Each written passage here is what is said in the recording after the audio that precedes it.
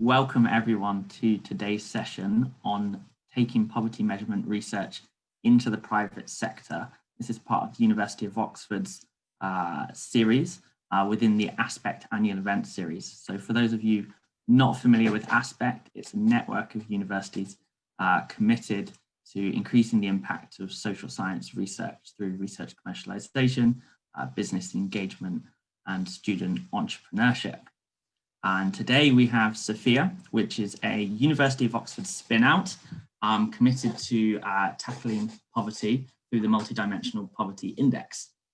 Before we introduce our guests, I'm just going to say, please do ask questions during this session. It's a really amazing topic, and Sophia have done an incredible work, really quite pioneering actually within this space. This isn't the usual old school university sort of science-backed spin-out. This is really focused on impact. And so I think it's a fantastic one for particularly other researchers to see how they managed to do what they did. So I've got a series of questions which I'll be answering, but if at any point you have a question, just drop it in the Q&A box and I'll be periodically checking it and asking our two participants, Jamie and Anna from Sophia. And without any further ado, Jamie and Anna, could you introduce yourselves, please? So hello, I'm Jamie Coates. I'm actually based in Boston, Massachusetts, and I'm the president of Sophia Oxford. We're an Oxford University linked not-for-profit that's connected to the Oxford Poverty and Development Initiative. And we've been operating since 2019. And my colleague Anna. Hi, I'm Anna. I'm the Director of Research and Technical Validation of Sophia. I'm Portuguese. I'm based in Washington, D.C. Before I was in the UK, in Oxford, where I worked with the Oxford Poverty and Human Development Initiative, which is part of the university in multidimensional poverty measurement. And from then I stepped into the Sophia Oxford, where I've been almost for 2 years. Great, so thank you. So we're going to start off with a little visualization exercise to explain multidimensional poverty. And so we do something a little unusual in a highly visual world. I'm going to ask you to all close your eyes and pretend you are a blind person. So if you wouldn't mind just closing your eyes for a minute. And what I'm going to do is I'm going to have you think about your hands, feel your fingers at this moment. And I'm going to ask you to gently feel around and see what your fingers find. Know your poverty. Do you find walls in front of you, or are you living outside? When you kneel and touch the floor, do you touch dirt, concrete, planks, or carpet? What food are you preparing? Do you have enough for the day, for the week, for your family? Careful, don't burn your hands. Are you cooking with dung or wood or fuel of another kind? Eat a palmful. Are you still hungry?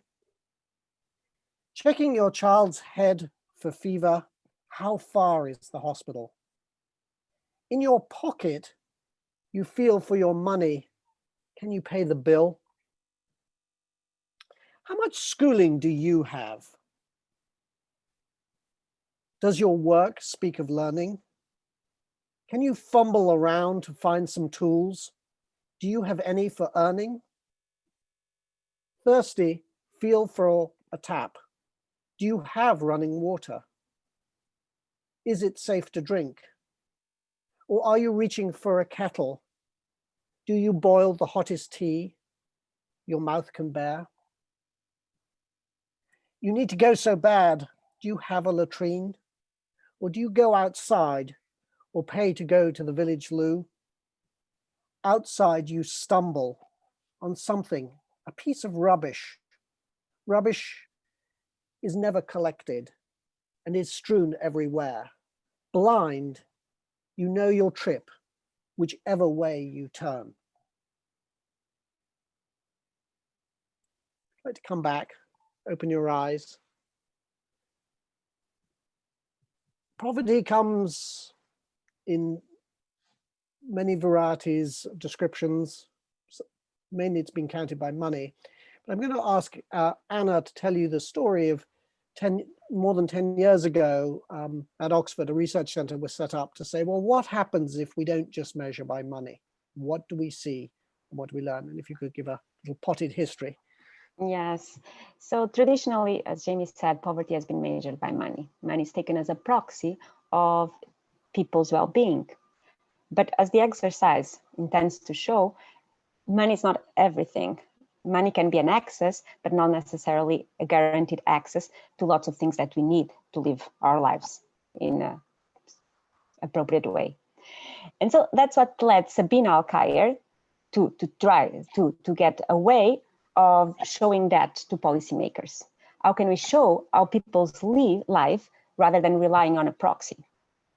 And so then Sabina started working on measuring the missing dimensions of poverty. And that was how the OFI started, looking at OFI, the Oxford Poverty and Human Development Initiative, a research think tank, a research center in the University of Oxford, with John Emmack, which is now the chairman of Sophia. And they start thinking about, so how can we bring the experience of people to light?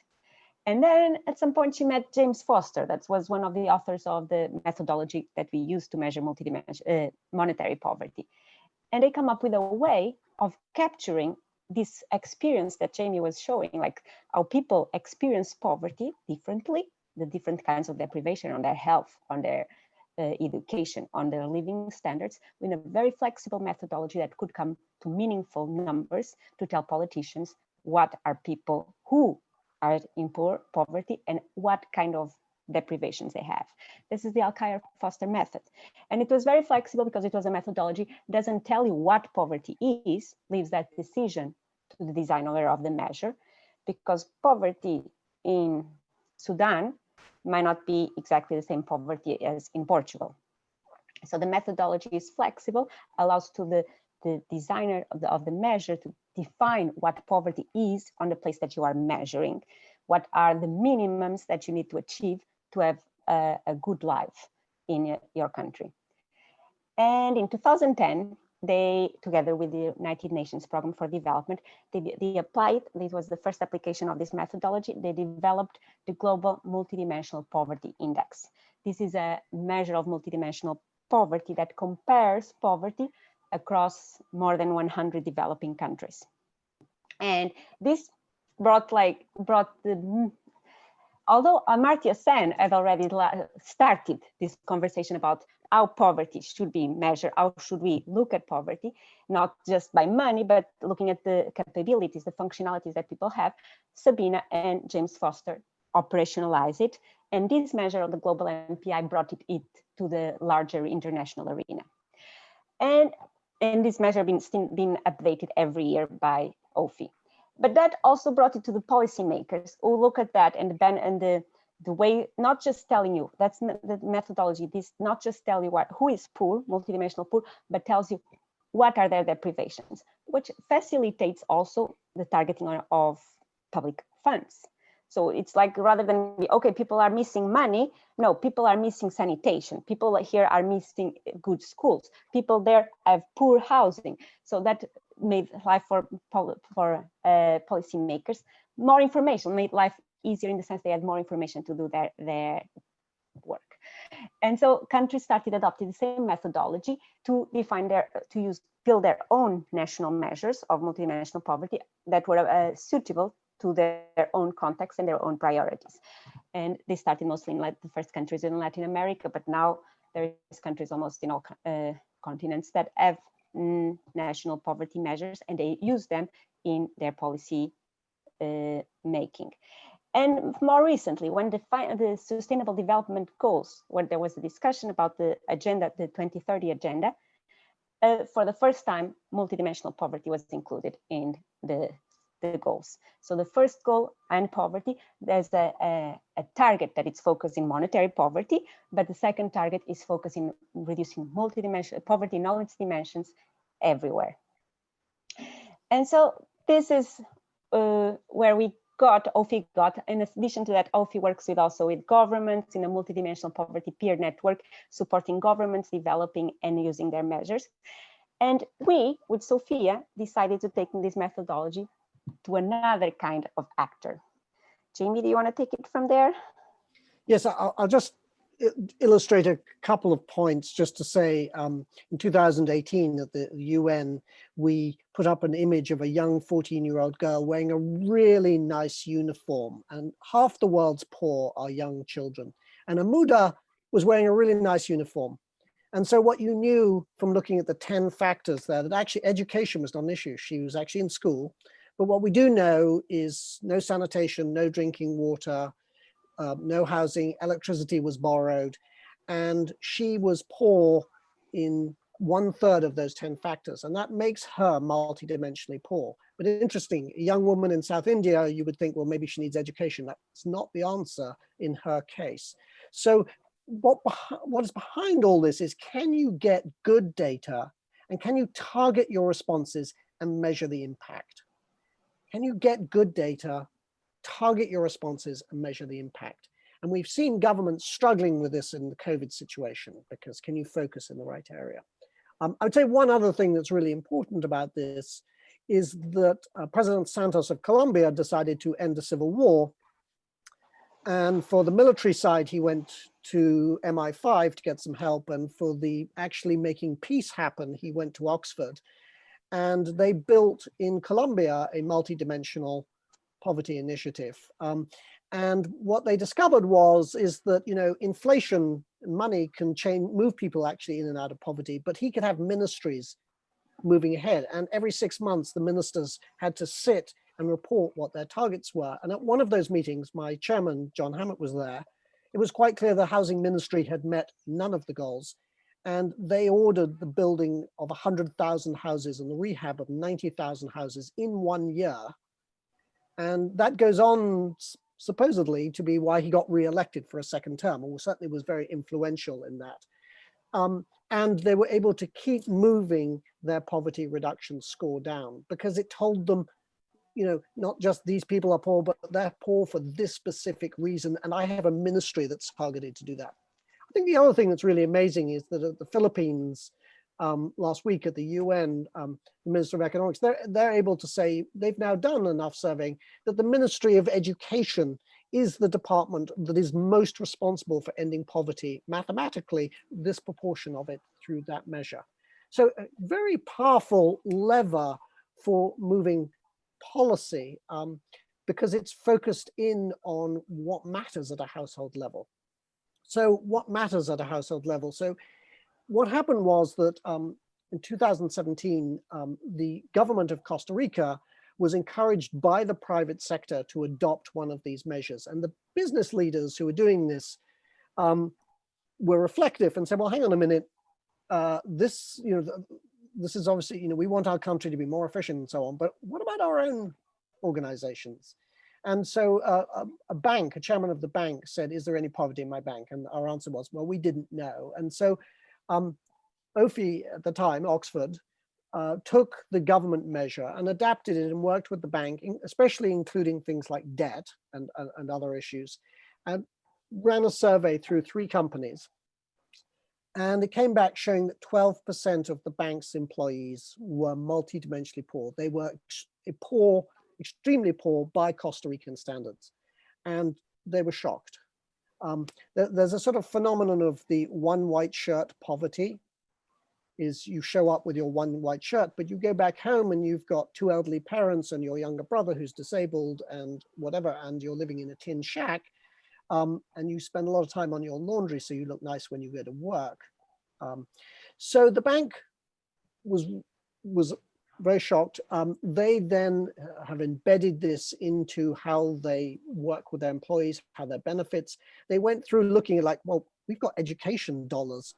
Are we spending them in the right way? One of the businesses discovered that they had a whole bunch of people who didn't have a high school diploma. So they actually put all their education dollars into a high school diploma program. And they figured out there were some government programs who would send teachers and stuff. So there were resources and networking that were just badly marketed. And the issue of actually trying to connect people to what they need. A really extreme story is one person was noted having problems with attendance at work. And it turned out they had an autistic child, and the child needed help and medical whatever, and wasn't getting any schooling whatsoever. And that led to a connection to a not-for-profit in Costa Rica, and the child is now in school, and it's one of the stories. So this is the ability to micro-target. So this then led the not-for-profit that Oxford had partnered with, called Horizonte Positiva, founded by Costa Rican business leaders, started working with now up to about 40 companies and got them involved. And it became clear that this is something that was incredibly valuable. So the question was how to scale that. And so Oxford decided to create a new not-for-profit. Now we're an American not-for-profit. American not-for-profits are very agile, tax-free vehicles. And we worked with Oxford to create a structure so that we are actually, I know Chris likes to say we're spun out, but not too far. We actually remain linked to Oxford. We're allowed to use the name Oxford. We're under a license agreement with Oxford. We have Oxford governance connected to our board. So that our job was then to go and figure out, well, what do you do with this methodology when you bring it to the private sector? How do you make it useful? And that's what we set out to do in 2019. Brilliant. Okay, well, I will begin my questions with that absolutely fantastic introduction. I think it answered my first 3 questions, which was excellent. But let's drill down a bit on the business model, because I think this will be of interest to a lot of particularly researchers who focus on things like international development.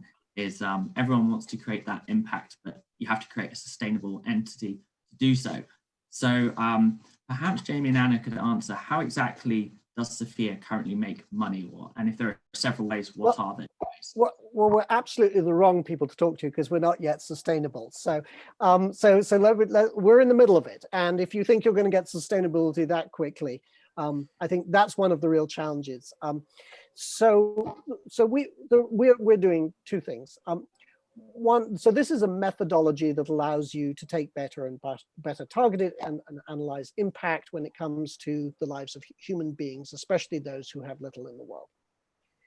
And so one thing is that we have looked at what went on in Costa Rica, and we have built a platform that enables companies to take a survey. It's quite long, it's a 45-minute survey, so it really requires real buy-in, leadership, managerial, making time for employees, make it a priority.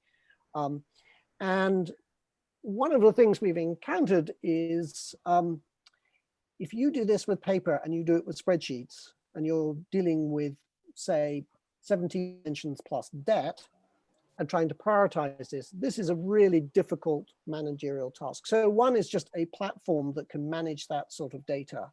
And so the question was, how do you go and build a globally scalable platform and make that happen?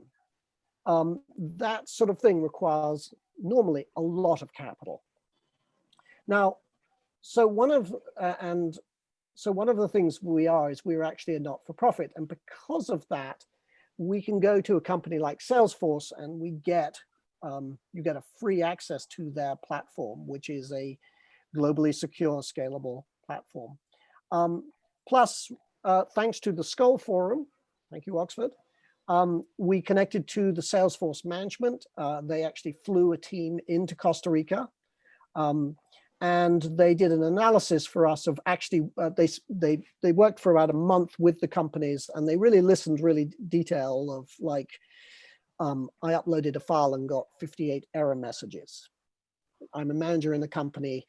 I've been asked to do this job and it's all gone wrong, just down to the level of detail that you need to make somebody's job functional.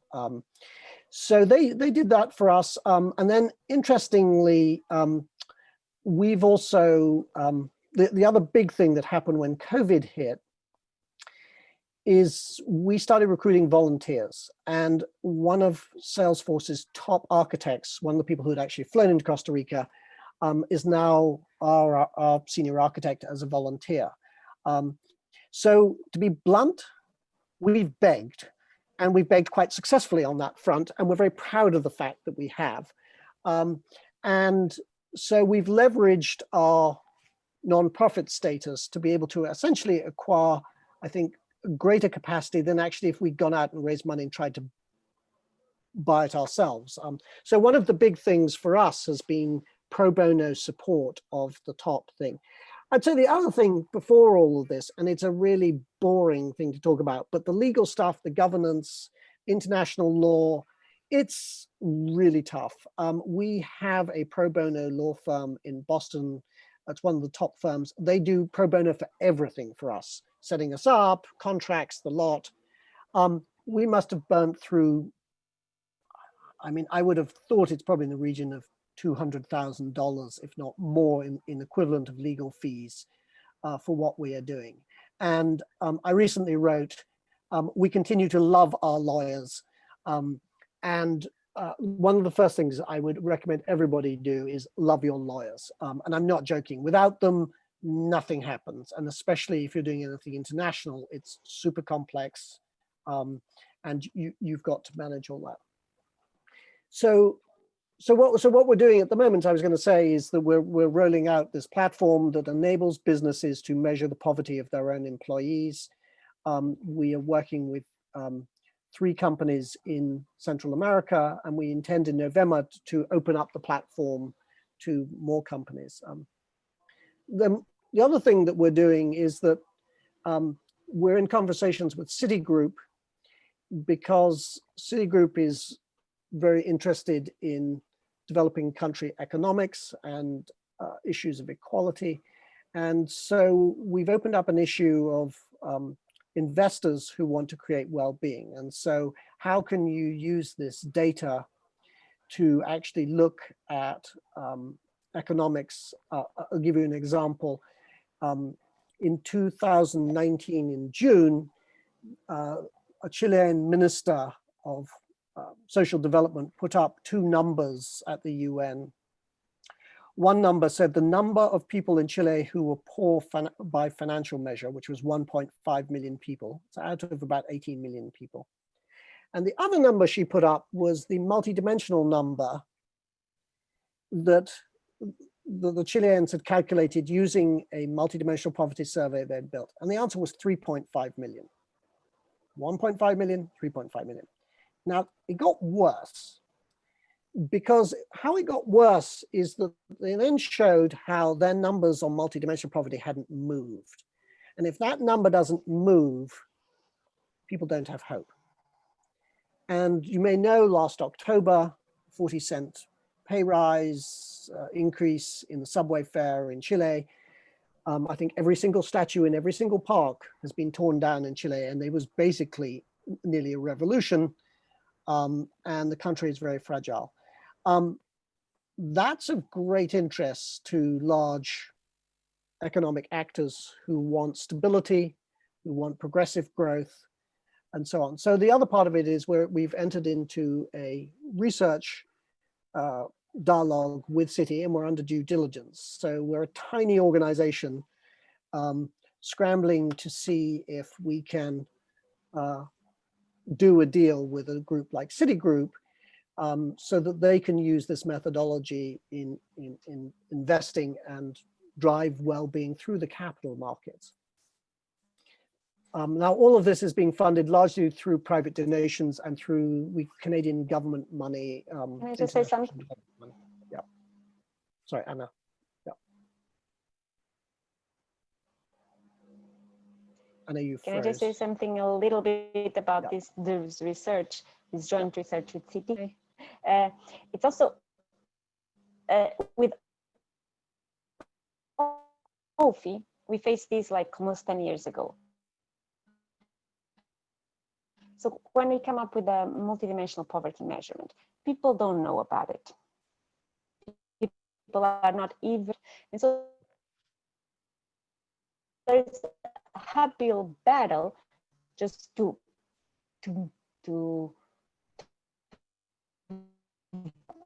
make the our audience familiarized with this concept. And that's why in the case of OFI, the audience was governments and the global PI and the participants were very they just push the map, and the same with the multidimensional poverty. So when we talk with the multinationals, they want to do something. They want to do something good. I think we've lost Anna due to poor bandwidth. So I think she's going to reconnect. So we'll press on with the questions there.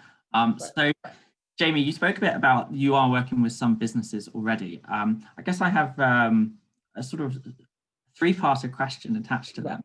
One is, do the businesses pay Sophia money in order to be surveyed? Two, why did the businesses pay to do this poverty survey? Because it obviously could result in them having to spend more money to get rid of poverty or help tackle poverty in their workforce. And the third part would be, is this part of a broader trend that some businesses are increasingly seeing this as part of their responsibility as responsible businesses in those regions? So it's a three-parter. Great. So do businesses pay? So yes, we do now have paying clients. What I would say one of the most difficult things we've had to figure out, everybody has to figure out, is what are price points that actually matter and how do you price out that? So we attempted to do some sales of multi-$100,000 contracts with regional like business groups. Didn't work. And then we were faced with COVID and that issues. And what we've discovered is that what we can do is sell monthly subscription contracts at 3,000, 4,000, 5,000, 6,000, that sort of level. And that people can then pay that. And so what we're currently doing on that side of our business is we've come up with a price sheet. We actually work with Salesforce's volunteers of looking at how you do subscription businesses so that people can come in at a cash flow that works, that then can build a stream of revenue for one. But it's taken a while to figure that out. I mean, and the tough thing is you have to go out there and go and try and actually sell and see what happens. So yes, they do pay. And we're hoping that we'll see a lot more of that and we can build that up. So yes, so it's a subscription service. And the question is, you've got to be really useful and functional. So on the question of why are they doing this? I mean, that ranges from the positive side, which is I want a really motivated workforce, to risk management on the other side. So if, in other words, employee turnover is a problem, that's really expensive. You know, if people are vulnerable, potentially there's even risk of theft and things like that. So the idea of being able to work with workforce is critical. Also in COVID, Dole Fruit is one of the companies that have used this in Costa Rica. They suddenly found that all their workers were declared essential workers because they were growing fruit. But they had a problem is they had to get them through curfews. So roads were blocked. So how do you get them into the field, but then they couldn't go shopping. So then people were, although they were growing food, they were going to starve. So they had to prioritize on their employees, how could they get resources to people? And they used the multidimensional poverty data that they had to prioritize their approach. So it's human resources. And I think, you know, let's talk about the word human resources for a second. It's, if you say human resources, it means you are a cog in a machine. Whereas if you're a human responder, you're responding to somebody's need. And in this situation, and in the COVID has told us, you can't just treat people like human resources. You have to respond to people's needs. And companies know that too. It's a huge issue. So yes, and why they're paying for two reasons. I mean, one is they're paying because they need to look after their workforce. The other is they'll pay for functionality. And that's down to, okay, this will plug in, you can plug this into your SAP human success factor matrix thing that you keep or whatever it is, and that you can manage this. So people will pay for use of functionality, and they'll pay for security. So the issue of keeping, I mean, this data is sensitive data, so they'll pay to make sure that security is maintained. And is there a trend? Well, there's an unfortunate trend, as we all know. Basically, governments are not doing all that well, and they're certainly not going to do very well in the future. And one of the things we've seen through COVID and heard is that one of the messages the governments have been saying is, look, we're going to put out stimulus. The middle class and the upper middle class know how to fill out forms, in the worst case, bribe people to whatever. They will capture a lot of that. And it's really hard for us to target resources where necessary. And so there are going to be gaping great holes. I mean, there's just no way. I mean, take, Guatemala, for instance, the government is only 10% of GDP. I mean, it's 40% in the US. It's probably closer to 50 in parts of Europe. When you're only 10% of GDP, you're not going to be able to do that much. So I think the trend is going to be there for a number of reasons. One is just pure need.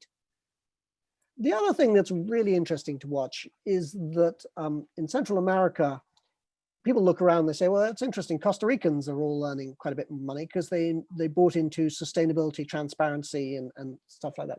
So all the issues around sustainability and transparency and social investing, those are all beginning to have knock-on impact. Dole fruit, for instance, guarantees you get a banana or a pineapple from Dole fruit, no child labor. There's a problem, though. The Norwegian supermarket that particularly wants that is also funding Dole fruit to provide education for the now 14-year-olds who used to go into the fields, but who, of course, can't be employed anymore. So there's an issue of these social values. They do drive change. They also have consequences, and you have to measure and manage that. And that's going to carry on, supply chain stuff, transparency, and so on. So all of that's going to say, how do you respond? And it comes back to, can you get good data? Can you target it well? And can you measure the impact? And in much of what goes on in the development world, the answer to that is very little data, very little measurement, poor targeting, and who knows about the impact.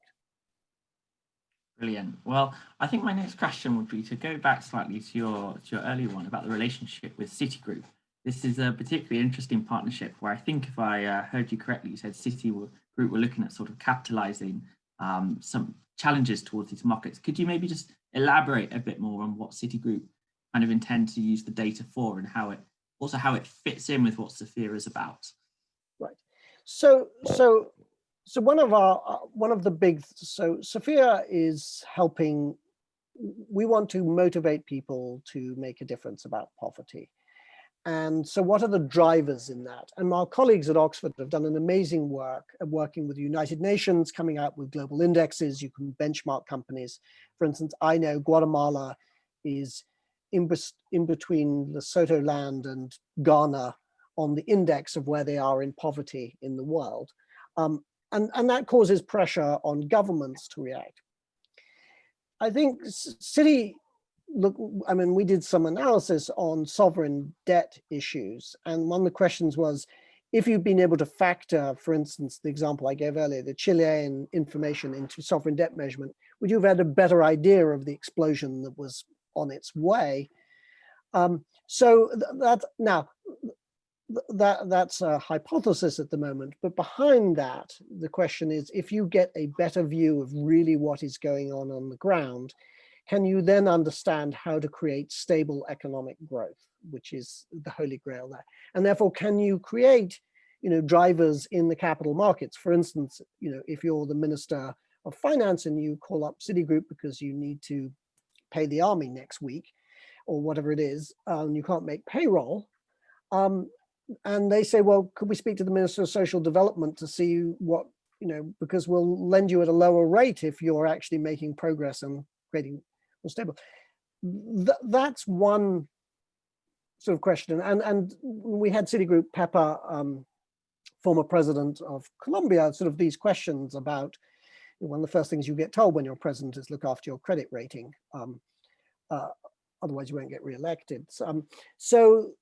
so that's sort of one part of it. I think the other thing that's going on is we live in a world that is getting better at measuring social interactions. We have a whole field of social media, and that is all upstream of revenue. So if you can actually understand really what is going on with humans, then you can really understand how you can help them.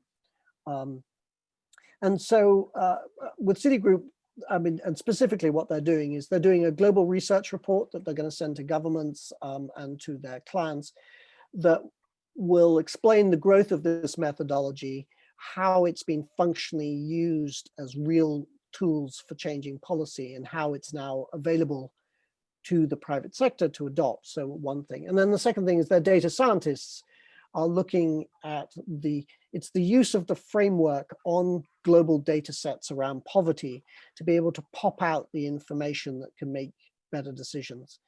And they have access, of course, to real-time financial transactions all over the world now that they're modeling against decisions and so on. So they're trying to figure out if you can create proxies. If you take that data and the social data, does it actually tell you what's going on?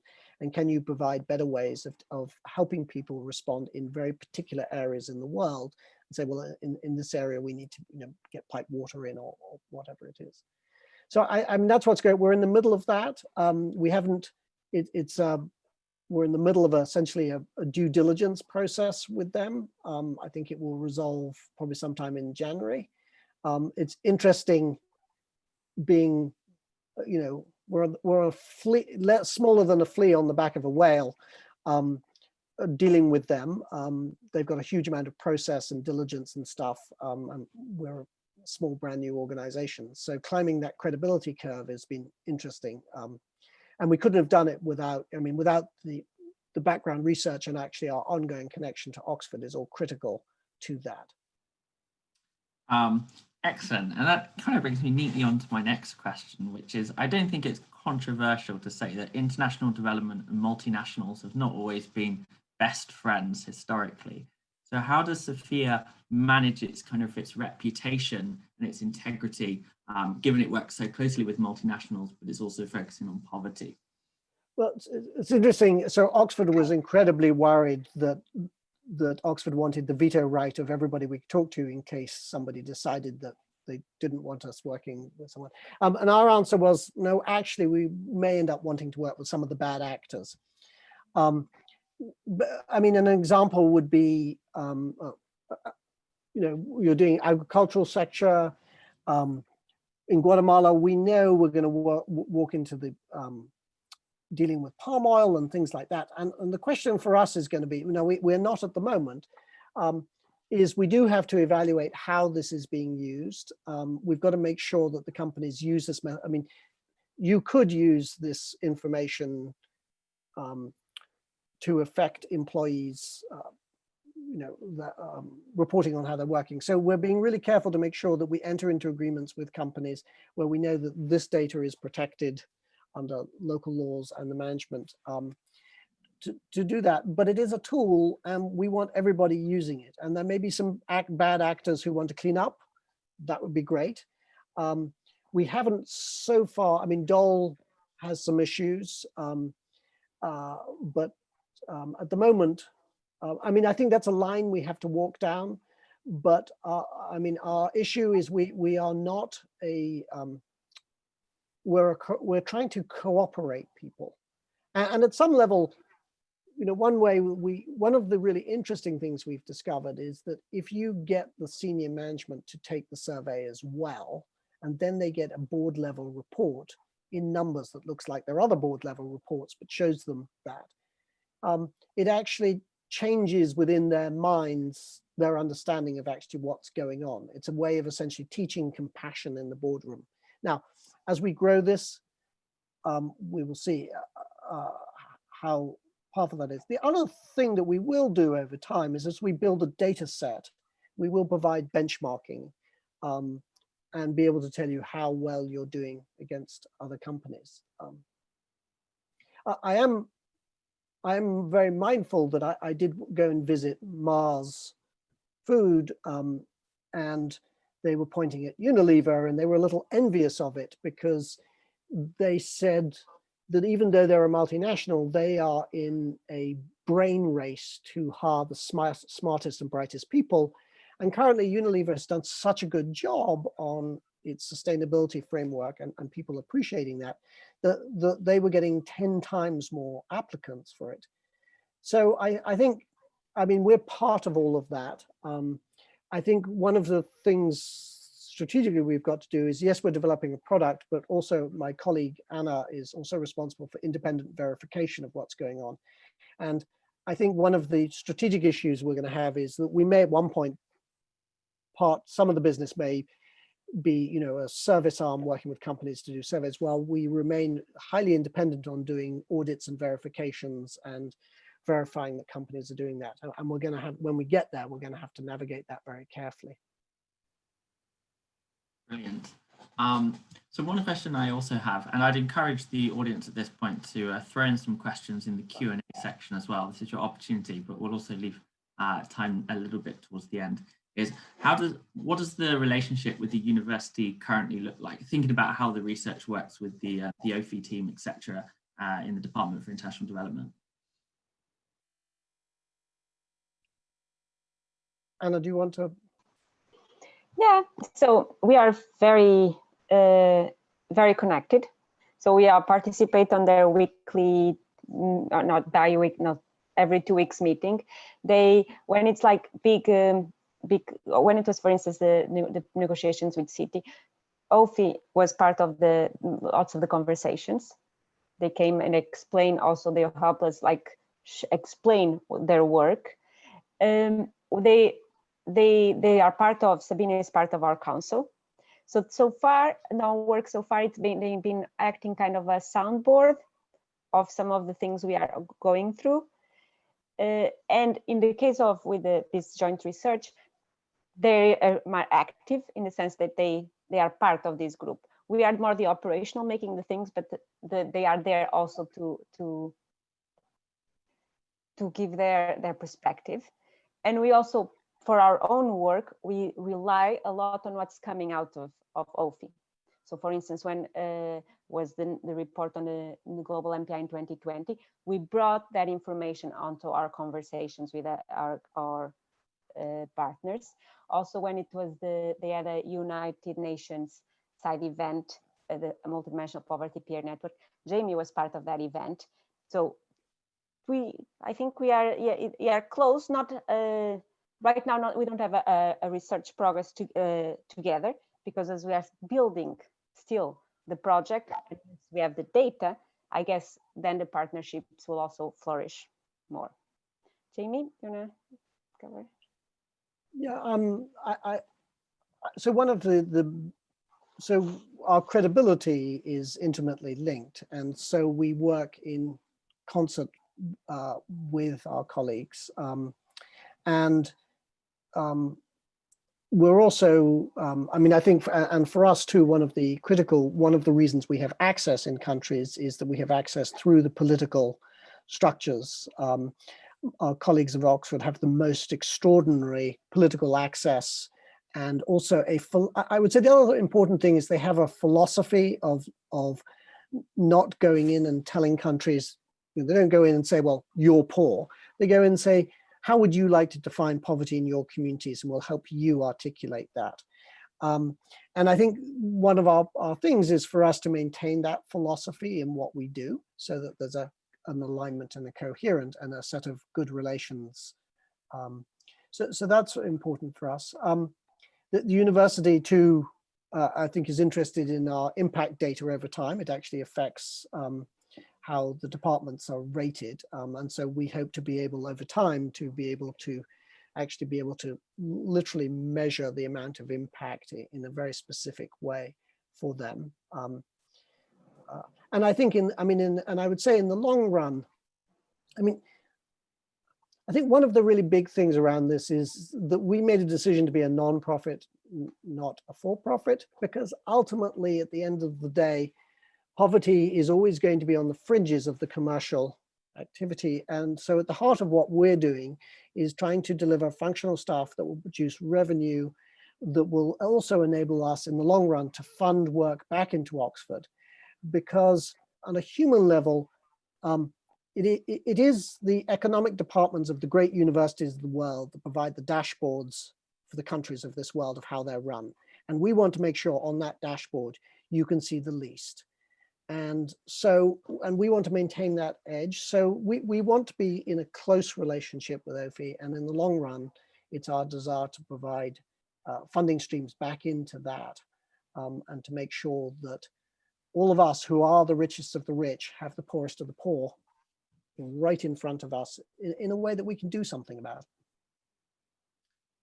Brilliant. So on that note, we've talked a lot about obviously Sophia's work with government and using that kind of dashboard idea to help government understand, define, and measure poverty, and therefore hopefully tackle it. But obviously the state is only kind of one actor in that process. Has Sophia worked with or stimulated interest from sort of the charity sector or social enterprises, or even, you know, other corporate actors with corporate social arms, to try and, you know, say, well, look, we can understand this particular type of poverty and we're going to try and step in with specific interventions to solve it? So, Anna, do you have a... Yes, I can say from the part of the really linked to the field, they are part of our product. So we provide with the platform a way of measuring, but also part of the full product is a way of preparing a plan, supporting preparing an action plan to act on the results. Because the least that we want is for companies to build, to measure, create expectations, and then don't do anything about it. And I'm sure that's also not good for companies. And so as part of that effort on supporting them on solutions, we are reaching out on each of the countries also to solution providers, being NGOs, being part of public, and other companies that might provide some kind of services that I, as a owner of a company, can purchase or collaborate to offer my own employees. That is one level that in this, and we actually in our platform, we want to incorporate a way of you, when you access, seeing the possible providers that can, possible partners to help you addressing the problem. So we want, it's part of our strategy, not coming alone, but having this network of organizations that can support the companies. At the other level, also connected, to scale up, we realize that we cannot go as Sophia to every country. It's just not feasible. And so we are working also on developing relationships with country partners that would have a direct relationship with the final clients. So we are developing a product, a package that then we could give to these country partners, and they would implement it with the final clients. And we would give them the platform, and we would still be connected always through to the final client with the platform, but these country partner would act on the support on how to implement the program and how to support the company in developing the solutions. So for us, basically, it's critical. We don't think we can do it alone. We need other stakeholders to also get involved. Brilliant. And I believe I'm correct in saying this is part of the franchise model that underpins some of Sophia's business model. Is that correct? It's like a software distribution. It's, yeah. I mean, what our aim to get to is that we can go to, you know, a consulting firm, let's say a sustainable consulting firm, or we could go to a business association, and we could say for a fairly small investment, within a year, you could actually get to a sustainable level of operations. And trying to figure out the pricing and the training models and all of that is actually what we're in the thick of at the moment. And we're going to start, we hope to launch the initial partner package in November and start pitching it to organizations. And our hope there is then to build the sustainability and power of other local either not-for-profits or business associations or people in this area. But we would remain having the ability to actually look at the underlying data to see if actually results are happening. Brilliant. Now, obviously, the sort of elephants in the room, as it were, the two countries with elephants, obviously with a lot of poverty, both India, well, actually the whole sort of South Asia, as well as Africa. Obviously major areas where there's a lot of international development work. So has Sophia got plans to work in these geographies, and are you able to share any of them with us? So, I mean, our plan, well, number one plan is survive, especially when you have something like a pandemic. So let me just be blunt about that. Number two is what's the next step? And so we're going through a sequence, you know, pilot, replication, and then get to expansion, and how do you de-risk the model? So at the moment, we are focused on moving from Latin America to Central America, and that's going to take us through 2021. The big thing that's going on is our learning was initially all in Spanish. Everything is now being translated into English. And yes, India has the largest number of poor people in the world. I'm actually on the board of a women's college in South India where we actually taught the faculty, and they've done a small multidimensional poverty at village level.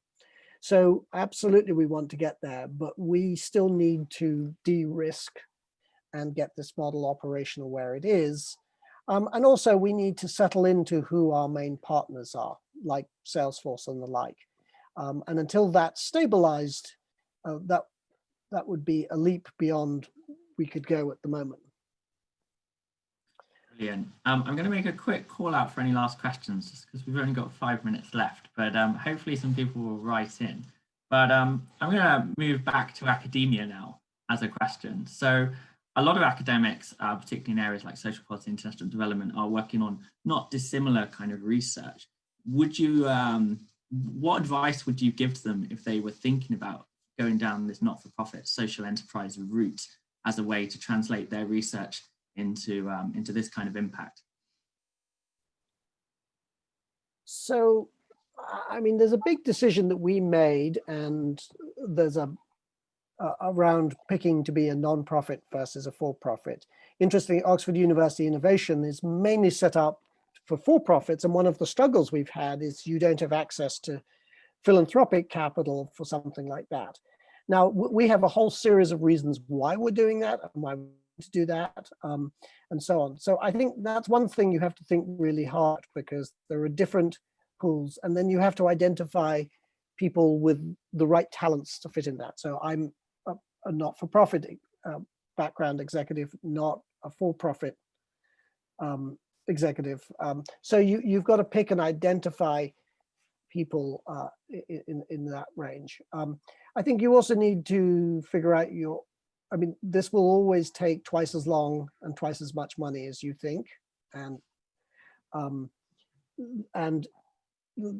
so there's an issue about tenacity that you really need to think about. That's really important. And I think, and the other big issue is, I mean, I think for Oxford, I mean, I think in about a year's time, we need to sit down and do a sort of analysis of if you wanted a stream of nonprofits, would you do something different? I know you have some things in the works around that, but I mean, I think being clear who your benefactors are is really critical. And whether they've got the resources to back you through the necessary stages becomes a really interesting issue. Absolutely. And I can say that it is not as simple as just opening the taps to get social enterprises through universities. So it's if people are interested in what we're trying to do at Oxford, by no means saying that we're the best at it, we're very much fumbling our way forward, then do get in touch. We're very much learning on the go, and Sophia has taught us a lot of lessons about how to do things and where we went wrong. So we're very grateful to Sophia for when they tell us. Does anyone have any questions just before we kind of wrap up this session? I think perhaps not in this session. So what I'll say is, Jamie and Anna, do you have any closing remarks you would like to say before we wrap up? Anna, do you have a... Thank you so much for this opportunity. I think I think one of the ideas of this now as a mission, and that was I try when I fall, I'm so sorry that I fall, was engaging the private sector, reaching out to other actors that would be not the traditional on poverty. And that was for me one of the things that captured me into this project. Sure. Yeah, for me, I mean, this is a mission to make them, I mean, we're all born with a lot of talent, and we can, can we wake up and can we really make a difference? And it's really challenging. It will make you grow. It will test you in more ways than you can imagine, but you're going to be more alive than you could imagine. And so for me, that's just the sort of thrilling opportunity. And when I, and if it's the young autistic child who got education, that happened because of this. And I'm fascinated about how this really well thought out research at Oxford, if you drive that all the way down to the ground, it will grow in the most extraordinary way. And nothing excites me more than that. And it's not easy, but boy, does it keep me alive and keep me motivated. So be alive, go for it, make it happen. Try and get as many people having the benefits of the research that you have produced. Brilliant. Well, that was a wonderful ending note, Jamie and Anna. So thank you very much for that. And to all the participants, thank you very much for joining today's session. Aspect has more sessions, so please sort of check out the Aspect website to see what else is there. If you have feedback, we very much would like to hear it. And the recording of this session will go live in the next few days. So I'd just like to thank Jamie and Anna once again from Sophia for their fantastic and enlightening talk, and keep up the incredible work. Thank you very much. Thank you. Thank you So much.